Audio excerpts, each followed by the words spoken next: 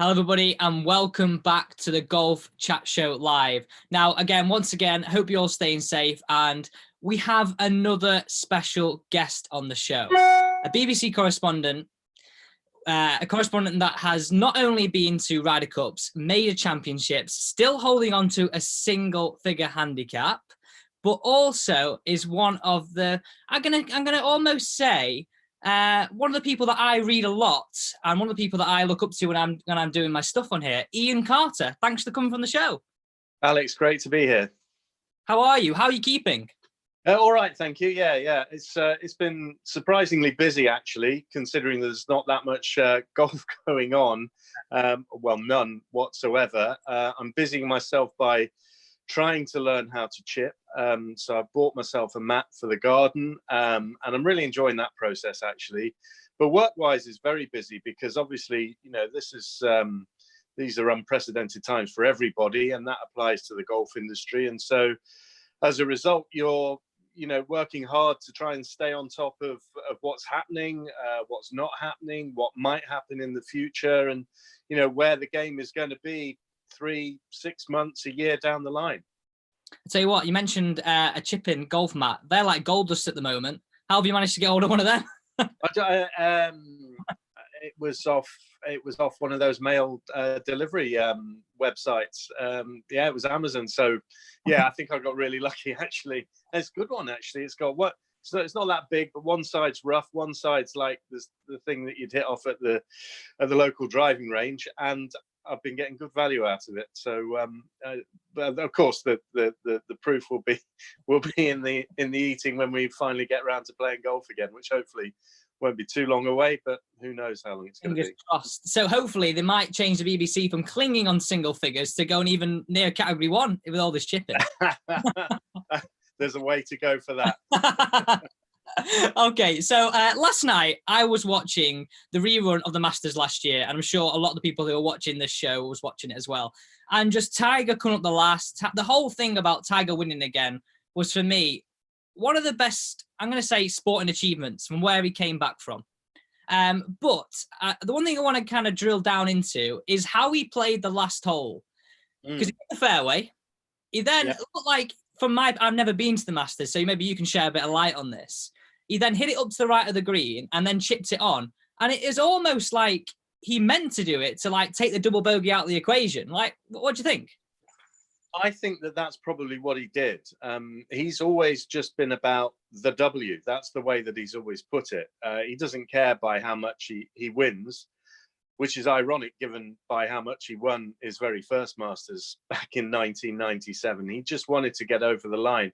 Yes, he did hit the fairway off the tee, but it was the very right edge. And if you think about it, that pin is cut front left. So if he started chasing after that, he could, if he tugged it too far, suddenly be left of the green and potentially short-siding himself. There's the bunker that guards the front right. And he just took the bunkers completely out of it by playing up to that right position and then giving himself a very straightforward pitch up onto the green and two very straightforward putts. I think at one stage he thought he'd hold that par putt. Yeah. By two. What would have been interesting would have been if Brooks Koepka had held the birdie putt, and then it would have been a par to win, and all of a sudden that 18th hole would have been a heck of a lot more difficult. But when you think back to how he played that final round, there were a couple of drop shots early on, but that back nine was just so composed. And it's funny, I was writing a piece for the BBC Sport website today, and it was, looking back on Seve Ballesteros 40 years ago today, he became the first European to win. And I was sort of talking about the legacy, and amongst that legacy was Jose Maria Olazabal going on to win. And what I'd forgotten was that Seve left a note in Olazabal's locker at the start of his final round, which basically said, remember, you're the best golfer, just hang around there, don't make mistakes, the others will, and you will win. And that's exactly how Tiger did the job. He recognized he was the best golfer there, albeit against the reigning Open champion Molinari and Brooks Koepka and so on and so forth. But he let them make the mistakes. He didn't make any down the stretch. picked up his birdies where he should have done. Very nearly had that hole in one on 16 as well, but he did it. He didn't do it in a spectacular way. He just did it in Tiger's way of just not making mistakes. Yeah, and for me, when I was growing up and watching Tiger, he was being my idol in golf, and it always used to be like spectacular wins, winning by like 4 shots, holding great putts, chipping in on the 16th, all these things. And for me, it was almost like full circle for him. It was like, no, I've got all these years of experience now. Like you said, I'm gonna let them make the mistakes. I'm gonna plod along. Even on the 12th, middle of the green, went over the bunker, whereas Molinari in the water, Koepka in the water. So been out in the water. And I was thinking, actually, watching it, because Molinari teed off first on that hole, and then I think it was Tiger. And stood on that tee, must be thinking, last thing I want to see is my playing partners hitting it in that water, because it's going to be in your head, surely. But interestingly, do you not think it was a great thing for him that he didn't have the honour on that 12th tee? Because Definitely. the ball was or the wind was swirling around. We know how difficult it is to judge. What by not hitting first, the one thing was that it was just a test of nerve, and clearly his nerve was sensational that day. We just know that for a fact, the way that he played it. But you highlighted it. You hit right over the middle of that bunker, right over the tongue of that bunker, and that is where you land the ball. And then you just take your 2 putts and you get out of there. That first putt was pretty short, mind you. Yeah. It wasn't the easiest putt to. It was outside Fino's chip, wasn't it? Like, yeah. It wasn't like it was like stress-free tapping. No, absolutely not. And it was a vital moment holding that putt, because if he 3-putted there, then that would have given enormous hope to the likes of Finau, but especially Molinari, who knew that he'd screwed up off the tee. But he did brilliantly to get up and down there and limit the damage. And that was, it's just classic final day of the Masters stuff, wasn't it? Rays Creek comes into play. Molinari then hitting the tree, going in the water at 15.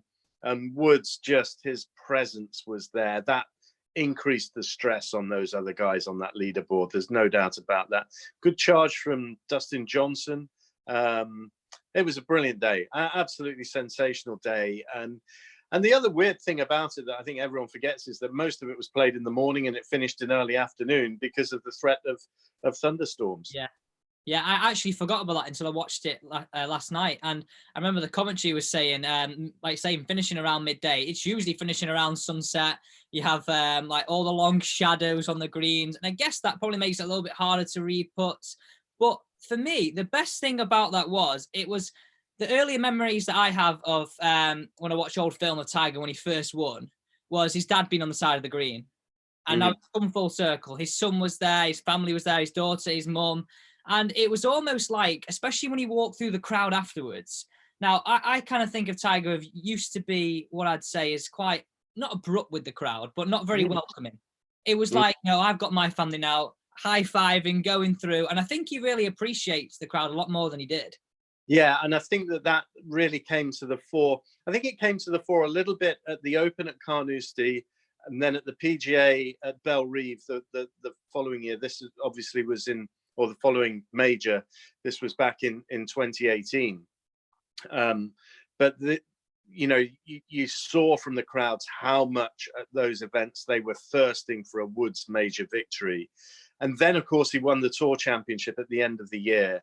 And that was him winning again. And the chants of Tiger, the warmth of the smile, I think just the way that he recognized how special it was for the people around him, that was something that was never there before. He just expected to win. He just ticked off the wins. I tell you though, going back to 2005, you mentioned the spectacular ways that he won.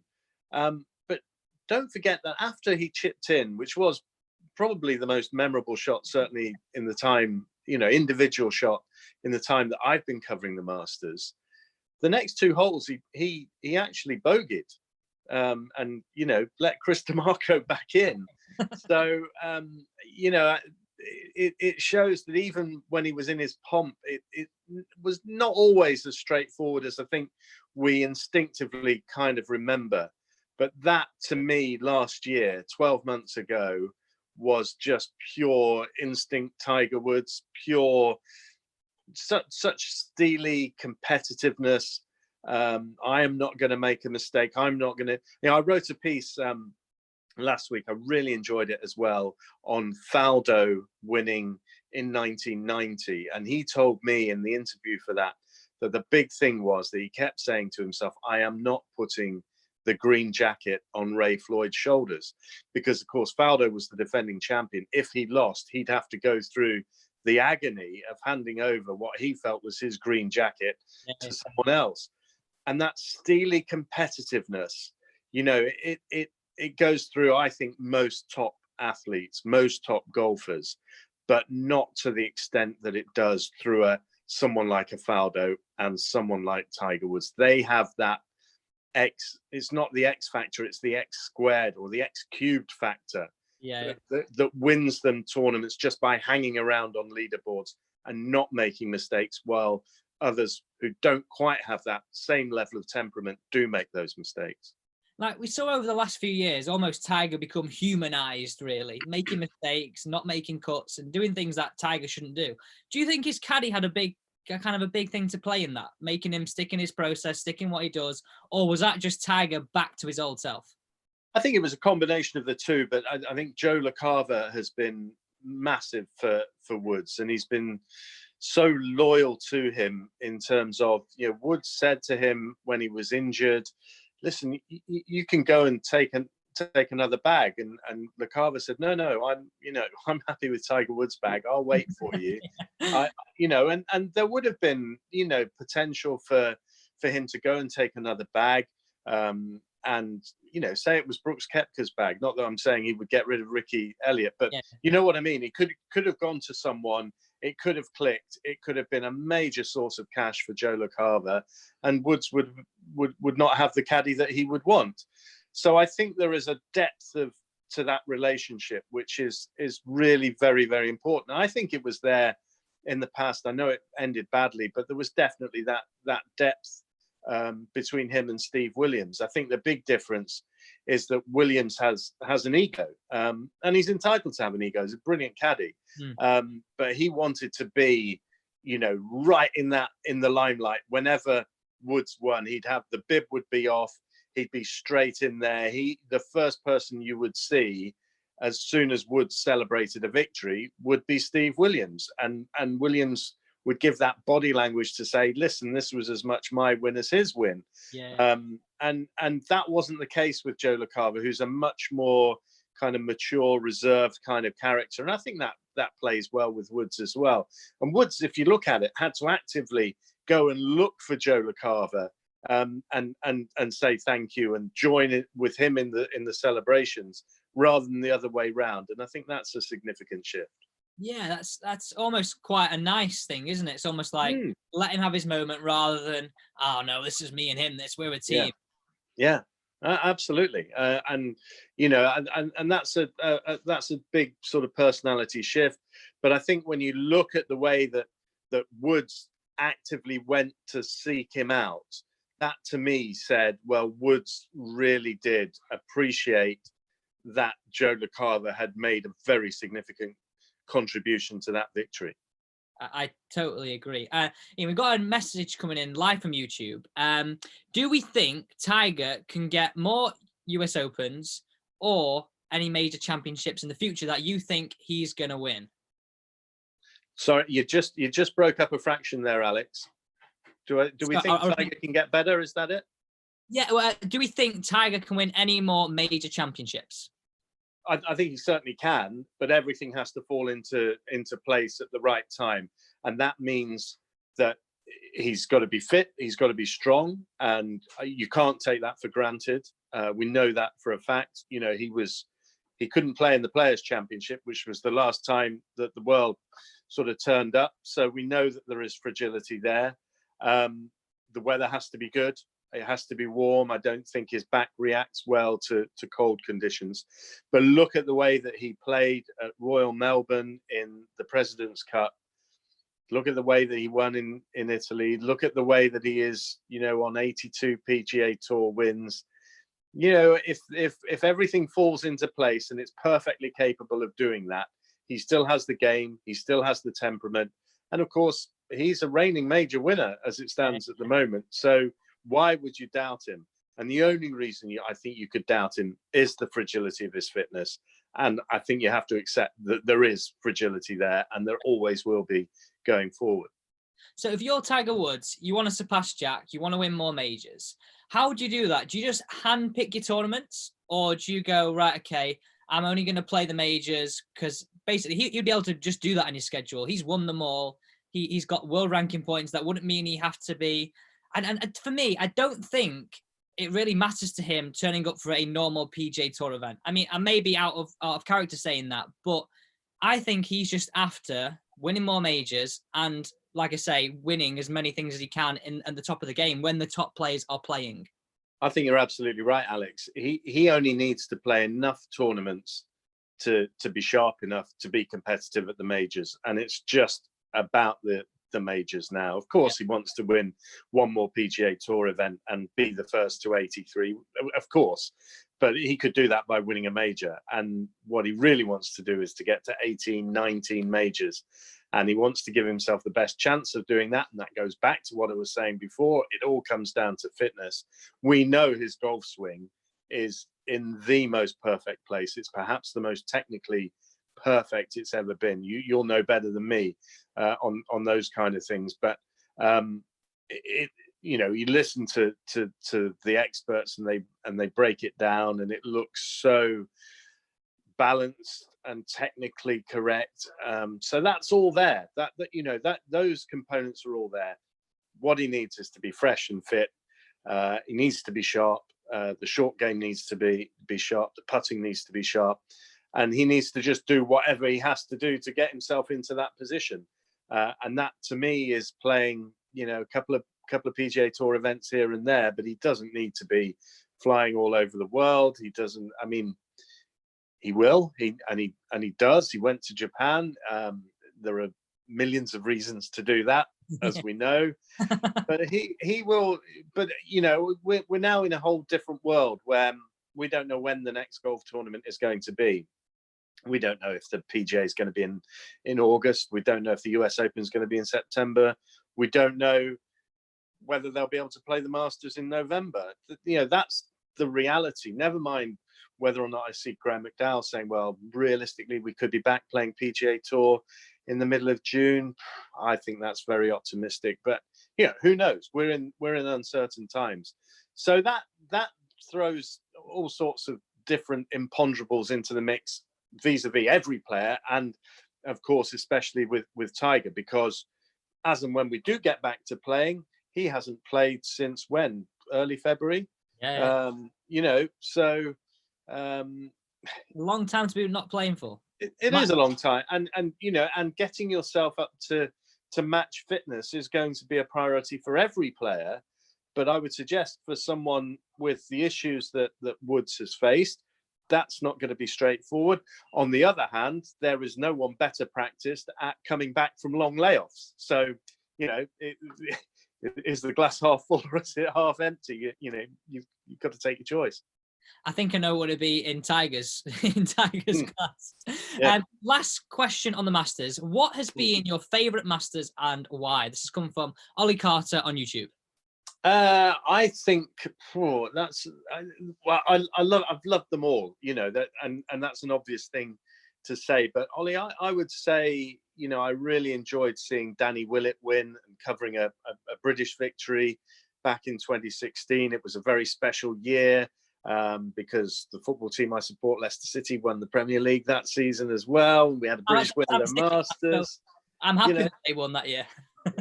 So all sorts of good reasons to celebrate that year. So that was very, very special. Last year, incredible. 2019 to cover Woods winning, commentating on a Woods victory like that. It sounds a bit unoriginal. I think I'd probably make that my top one.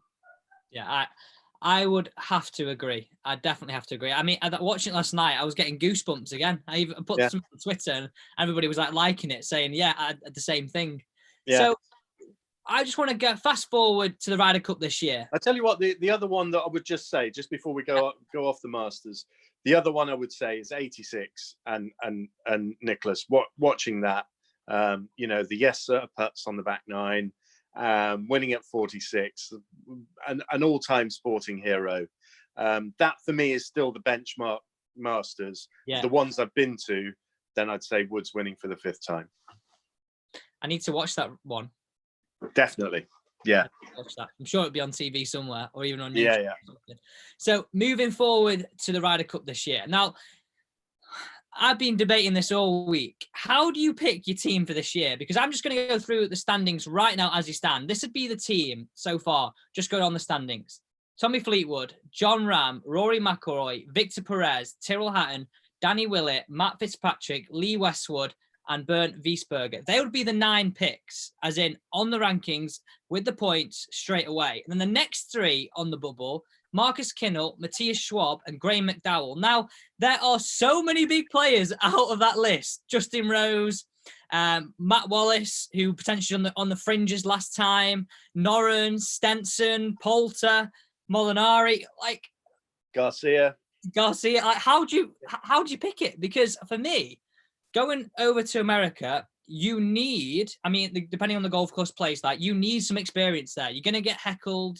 There's going to be abuse, just the way the Ryder Cup is, and that's why we love it. But you need some experienced guys in there. You do, but that you're only going to get heckled if crowds are there, and there is the possibility it could be behind closed doors. So that's an aspect to it. I heard Lee Westwood saying last week, well, we've had quite a few qualifying events, so the table should count for something. Yeah. He would say that, wouldn't he? Having won in Abu Dhabi and being in the table. Whereas, you know, I also heard Henrik Stenson on the BBC World Service saying, well, you know, we've not really had a proper qualifying process, and this is going to be really tough for the captain. I think that they will look at weighting the points a little more towards the events that, if they do get played in the build-up to that, to September, they will do that. But that could throw up all sorts of curious aspects. Harrington said, well, look, if it comes to it, I'll have 12 picks. That's an interesting concept as well. Yeah. It's so difficult, isn't it? And, you know, I wonder when we're likely to see any European Tour golf. You know, maybe the British Masters, which is going to be held the same sort of week as the Olympics were going to be played. But again, that might be optimistic. You just don't know how it's going to shake down. I think they're desperate for the Ryder Cup to be played this year. That, you know, that they really do not want to get that taken off the agenda, but that may well be taken out of their hands. And, you know, as close as you look at what the situation is over here, and, you know, the horrific numbers that we hear, you know, suffering from this disease, the other place that I look very closely at is America, because, you know, if it continues exponentially there, then how on earth are you going to have tournaments being played there? How on earth are you going to travel there? What are the quarantine implications, internal travel, all of that? I think I fear it's going to be a long time before we see, you know, top level professional golf, and that could impact really adversely on the Ryder Cup.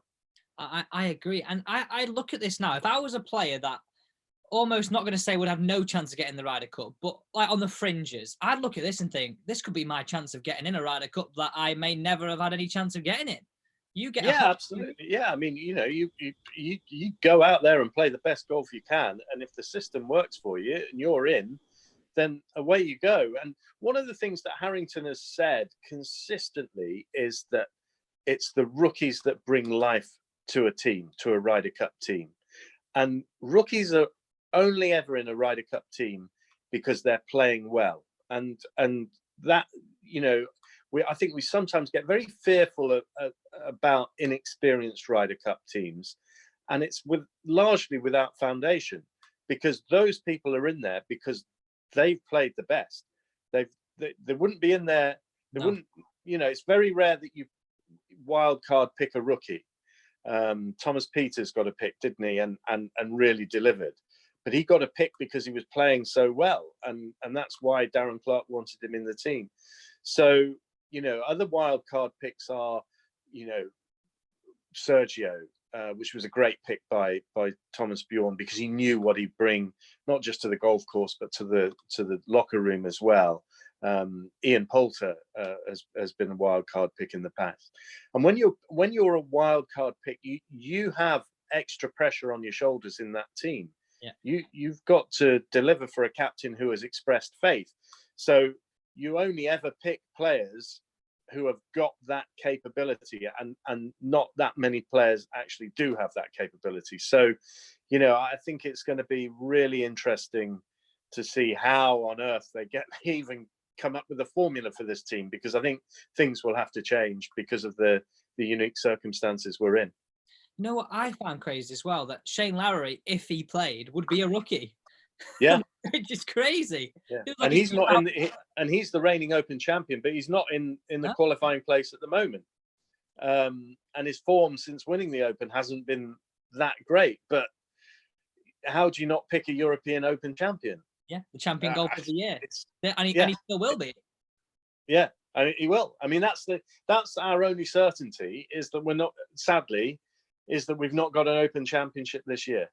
Yeah, that's the only certainty out there right now. What do you think on that? Just on a quick point, what do you think about that? I think it was the right decision. I think it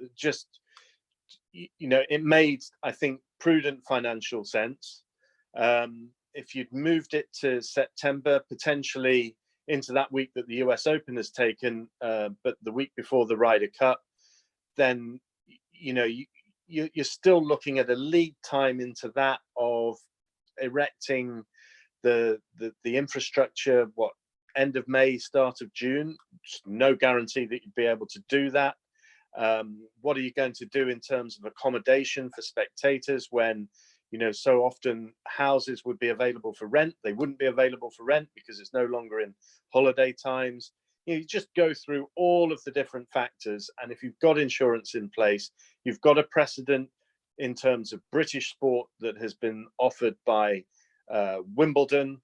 To me, it just, you just say, right, let's just deal with a degree of certainty here and move forward in that way. And I think the R&A absolutely got it right. Yeah, I agree, because I think what a lot of people potentially watching this show don't realise is that there's 2 stages of qualifying before that, which, how do people qualify? When do you do them? Because potentially that they are usually around May, June, the start, as in like qualifying 1, then the week before you go to final stage of qualifying. Yeah.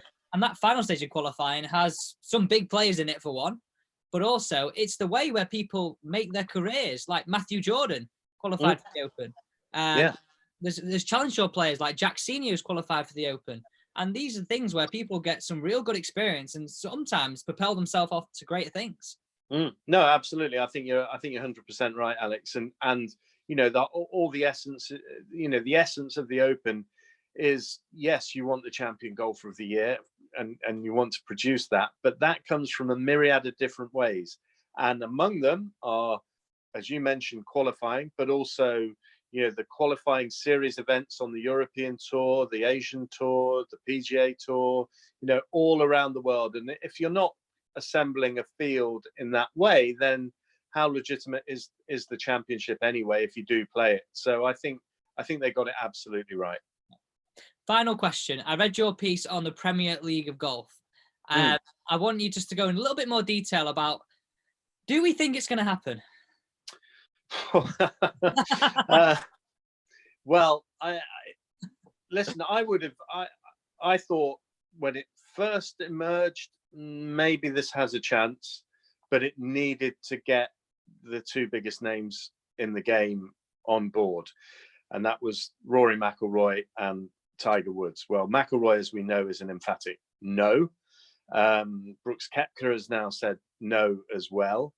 And, Woods isn't on board either. So you then thought, well, no, this doesn't have a chance. The PGA Tour is a very, very strong entity, and we are going to continue, with pretty much the status quo.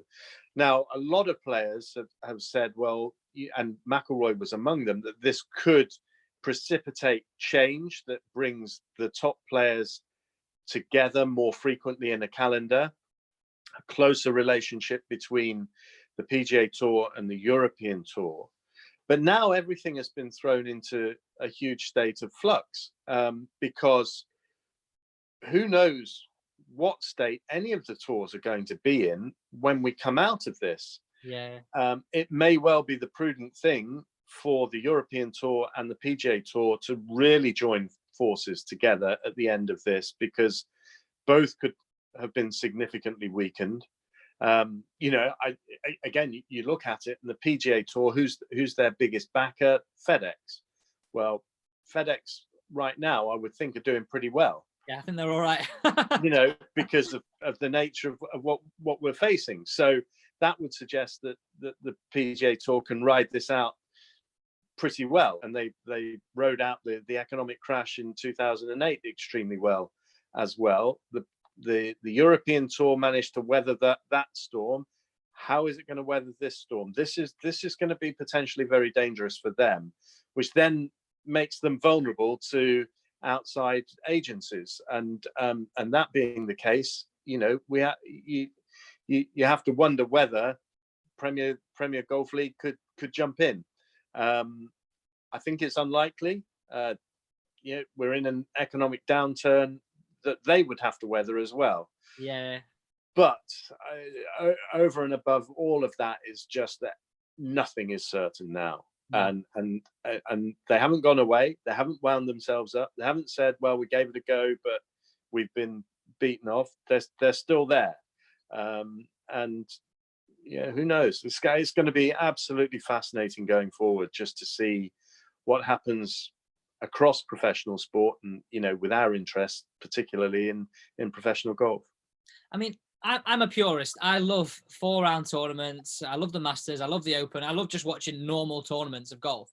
But do you think it needs a shake-up, especially on the European Tour and PGA Tour? Like, they've done the Golf Sixes, they're trying new initiatives, like the ones down in Australia.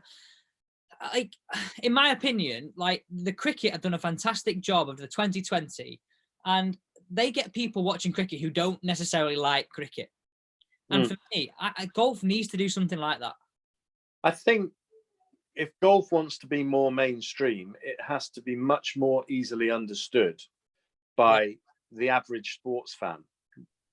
Golf fans have got a reasonable idea, but how many people actually know what a World Golf Championships event is? Most of them would call it a World Golf Championship, so they get the name wrong. But you have World Golf Championships events, and you win that, but you're not the world champion. Go figure. It's true. I find, working for 5 Live, I will go to the 4 majors in the Ryder Cup, and I don't need to explain them at all, what their significance is at all. Yeah. Any other event I go to, I have to explain it. I have to explain why it's important. I have to explain how the Race to Dubai works, how the playoffs work in the FedEx Cup, and the Tour Championship. And we've got all this myriad of different competing tours and competitions and events going on in different parts of the world. And it is not a coherent strategy that is easy to follow. If I was following Formula One, if I was into that, I'd know exactly what's going on. I know who's competing week in, week out, where they're competing, how many points they're driving for, how many points Lewis Hamilton needs to win the title, so on and so forth. You cannot have that kind of coherent conversation about a golf season. So yes, I do think it needs to be cleared up. Now, how do you do that?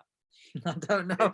I'm opening a can of worms. It's not easy. But the bottom line is that there has to be, for that to happen, there has to be a shift, and it has to be more spectator friendly and less player friendly, because the tours are there for the benefit of their members, i.e. the players, and they do a good job for them, and the players do well out of it, and by and large it worked reasonably well. But if you're wanting to grow the game, make it more mainstream, get more people interested in it, then you have to start turning around and saying, what do the spectators want?